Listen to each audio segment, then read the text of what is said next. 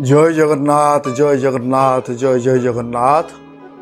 नमस्कार दर्शक बंधु, आज बामन जन्म उपलक्षे आपण मानक आम भेटी देवाक जाऊँ सुनिया एवं बामन जन्मर उत्सव यार परिपालन संपर्क में।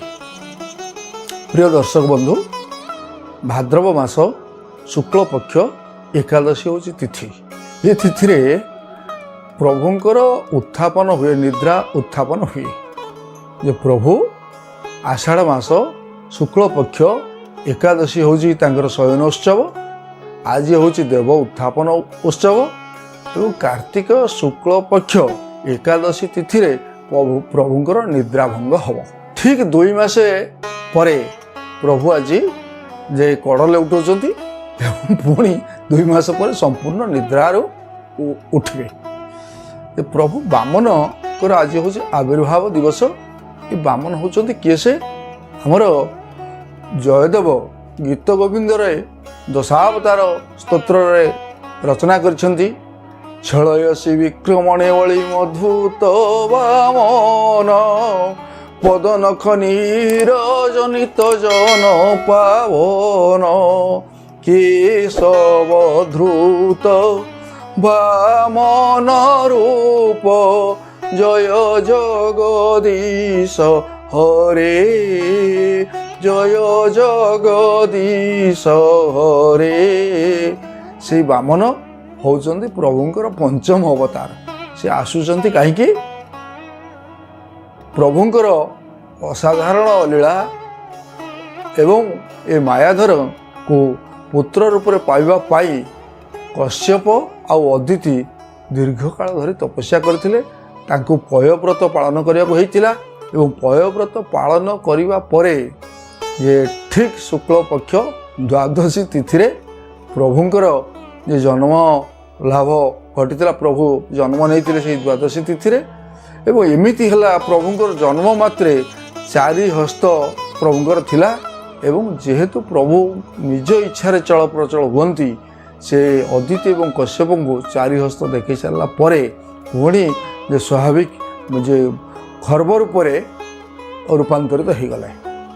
जोटा को देखुंती भागवत वर्णना कर सुंदर भाव में। मुनि जे देखिले प्रत्यक्षे से पाद गला अंतरिक्षे। गोटे पाद अंतरिक्ष को गति करुच्ची प्रभुंकर ताकू चकित हो जाइछंती देखिकी कश्यप ऋषि।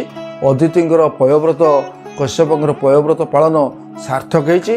आपण माने समस्त जानिथिबे जेतेबेले देव दीपावली उत्सव श्रीमंदिर रे पालित हुए, सेतेबेले प्रभु जगन्नाथ जे विभिन्न रूप रे जेतेबेले आछंती, सेतेबेले इंद्रदम्न आ गुंडीचा को, यशोदा आ नंद को, आ देवकी आ वसुदेव को, पुणी अदिति आ कश्यप को श्राद्ध दियंती। ये श्राद्ध देवार उद्देश्य से माने हेउछि तांकर पितृपुरुष। पितृपुरुष को श्राद्ध बेसरे से श्राद्ध समर्पण करती श्रद्धार सहित सम्मानर सहित। एठी बामन जेतबेले अवतार ग्रहण कर सारी से अवतार ग्रहणर उद्देश्य कौन ना बलि सहित गोटे संघर्ष घटुची आगे। एवं आमर जो शास्त्र वाक्य विभिन्न क्षेत्र में कहुई कौन अतिदान बलिर्बद्ध, प्रकृति में बलि बद्ध ही ना। बामन बलिंकर अहंकार को चूर्णीभूत करने को जाइछंती। बलि सेतबेलक महादानी। से नर्मदा नदीर उत्तर दिगरे तांकर यज्ञशाला करिसेंती। गुरु शुक्राचार्य परामर्श रे से प्रतिदिन यज्ञ करुचंती, अश्वमेध यज्ञ।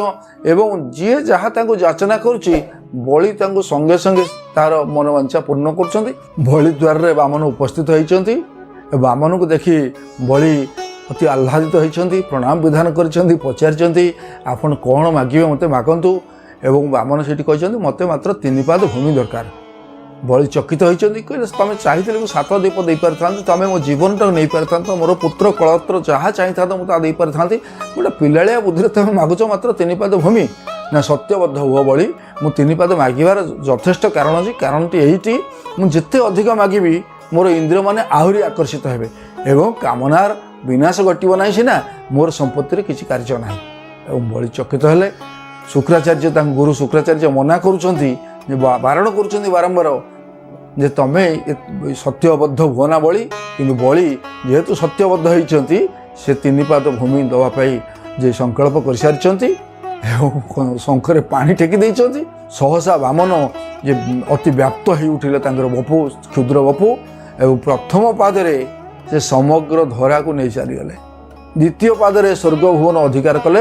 ତୃତୀୟ ପାଦ ଆଗତ କଲାବେଳକୁ ନାଭିମଣ୍ଡଳରୁ ବଳି ମଥା ପାତିଦେଲେ ଏବଂ ଶ୍ରଦ୍ଧାର ସହିତ ବାମନ ସେ ତୃତୀୟ ପାଦରେ ବଳିକି ଚାପିଦେଲେ। ତାହେଲେ ବଳି ଗଲେ କୁଆଡ଼େ? ସମସ୍ତେ କହନ୍ତି ବଳିକି ପାତାଳକୁ ଦେଇଦେଲେ। ଏଠି ଆମର ଚତୁର୍ଦ୍ଦଶ ଭୁବନର କଥା କୁହାଯାଉଛି। ଭୂ, ଭୁବ, ସ୍ୱ, ତପ, ଜନ, ମହ, ସ୍ୱର୍ଗଲୋକ, ଏମିତି 7ଟି ରହିଲା ସ୍ୱର୍ଗଲୋକ। ପାତାଳ, ଅତଳ, ବିତଳ, ସୁତଳ, ତଳାତଳ, ମହିତଳ, ରସାତଳ, 7ଟି ହେଉଛି ପାତାଳ। ସୁତଳ ଲୋକକୁ ତାକୁ ଦେଇଦେଲେ। ସୁତଳ ଲୋକରେ ଯେଉଁଟା ହେଉଛି ଦେବତାମାନଙ୍କର କାମ୍ୟ ଲୋକ, ସେଇ ଲୋକକୁ ଦେଇଦେଲେ ଏବଂ ବଳି ସେଠି ଯାଇକରି ଶାନ୍ତିରେ କାଳାତିପାତ କରିବେ। ପ୍ରଭୁ ଏଭଳି ମାୟା କାହିଁ କଲେ? ବଳି ଯେହେତୁ ସତ୍ୟବଦ୍ଧ ହେଇଛନ୍ତି, ବଳିଙ୍କ ଉପରେ ଶ୍ରଦ୍ଧା ରଖିଛନ୍ତି ପ୍ରଭୁ, କହିଲେ ସୁତଳ ଲୋକରେ ସେ ଜିତେନ୍ଦ୍ରିୟ ହେଇକି ରହିବ। ଏଠି ହେଉଛି ବାମନ ହେଉଛି ଖର୍ବିକୃତ ଅବସ୍ଥା।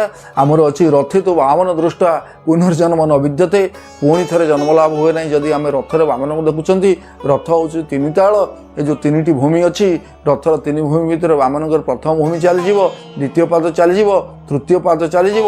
ଆମେ ଜୀବନକୁ ଖର୍ବିକୃତ ଅବସ୍ଥାରେ ଯଦି ଆଣିବା, ନିଜ ଅହଙ୍କାରକୁ ଯଦି ଚୂର୍ଣ୍ଣୀଭୂତ କରିଦେବା, ଅହଙ୍କାରକୁ ଯଦି ସଂକ୍ଷିପ୍ତ କରିଦେବା, ତାହେଲେ ଆମେ ଦେବଦର୍ଶନ ଲାଭ କରିପାରିବା। ବଳିଙ୍କ ଭିତରେ ସେଇ ସଚେତନତା ତିଆରି କରିଛନ୍ତି ବାମନ।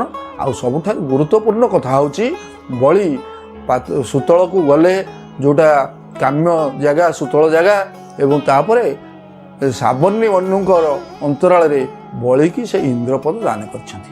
ବଳିକି ଅତି ଦାନେ ବଳିର ବଦ୍ଧ, ଏ କଥାଟା ଜମା ଯୁକ୍ତିସଙ୍ଗତ ଲାଗୁନାହିଁ। ଯଦିଓ ସାଧାରଣ ଲୋକାଚାରରେ ଏ କଥା ଅଛି, କିନ୍ତୁ ଶାସ୍ତ୍ରୀୟ ଆଧାର ହେଉଛି ବଳିକି ସୁନ୍ଦର ଭାବରେ ଗୋଟେ ଆସ୍ଥାନ ଦେଇଛନ୍ତି ପ୍ରଭୁ, କାରଣ ଇନ୍ଦ୍ରିୟ ଜୟ ଭାବରେ। ଏହି ଦିନ ପ୍ରଭୁଙ୍କର ଯେମିତି ଉତ୍ସବ, ସେମିତି ମଧ୍ୟ ହେଉଛି ଯେ ରାଜା ଇନ୍ଦ୍ରଦ୍ୟୁମ୍ନଙ୍କର ଜନ୍ମ ଉତ୍ସବ। ଏହି ଦିନ ଆହୁରି ଗୋଟିଏ ପ୍ରସଙ୍ଗ ଅଛି, ଶୂନ୍ୟା ପାଳନ କରାହେଉଛି। ଶୂନ୍ୟା କାହିଁକି ପାଳନ କରାହେଉଛି? ଏକାଦଶୀ ଦିନ ହେଉଛି ଅଙ୍କ ଗ୍ରହଣର ଦିନ। ଆମର ଭାଷାକୋଷ କହୁଛନ୍ତି ଶୂନ୍ୟା ହେଉଛନ୍ତି ସୁନା ମୋହର। ଏ ସୁନା ମୋହର ଆଣି ତା ଭିତରେ ନିଜର ନାମ ଉଲ୍ଲେଖ କରୁଛନ୍ତି, ଅଙ୍କ କାଟୁଛନ୍ତି। ସେଇ ଦିନଠାରୁ ତାଙ୍କର ବାର୍ଷିକ ଅଙ୍କ ଗଣନା ରୀତି ବା ଅଙ୍କ କଟା ରୀତି ଚାଲେ। ଆମର ଭାରତବର୍ଷରେ ବିଭିନ୍ନ ପ୍ରକାର ସାମ୍ବତ୍ସରିକ ଅଙ୍କ ଗଣନା କରାଯାଇଛି। ଯେଉଁଠି ଶକାବ୍ଦ ଅଛି, ସାଲ ଅଛି, ମସିହା ଅଛି, ଖ୍ରୀଷ୍ଟାବ୍ଦ ଅଛି, ଏମିତି ସବୁ ଭିନ୍ନ ଭିନ୍ନ ଭିତରେ ଆମର ଶ୍ରୀକ୍ଷେତ୍ରର ପୁରୀ ରାଜାଙ୍କର, ଗଜପତି ରାଜାଙ୍କର এইটা হচ্ছে অঙ্ক গণনার দিবস। এই দিন প্রজাମାନେ খুশি, ସେମାନେ ରାଜାଙ୍କୁ ଆସିକି ବିଭିନ୍ନ ପାରିତୋଷିକ ଦେଇକରି ସମ୍ବର୍ଦ୍ଧନା ଜଣାନ୍ତି। ରାଜା ମଧ୍ୟ ଅନୁରୂପ ଭାବରେ ପାରିତୋଷିକ ନେଇକରି ଖୁସି।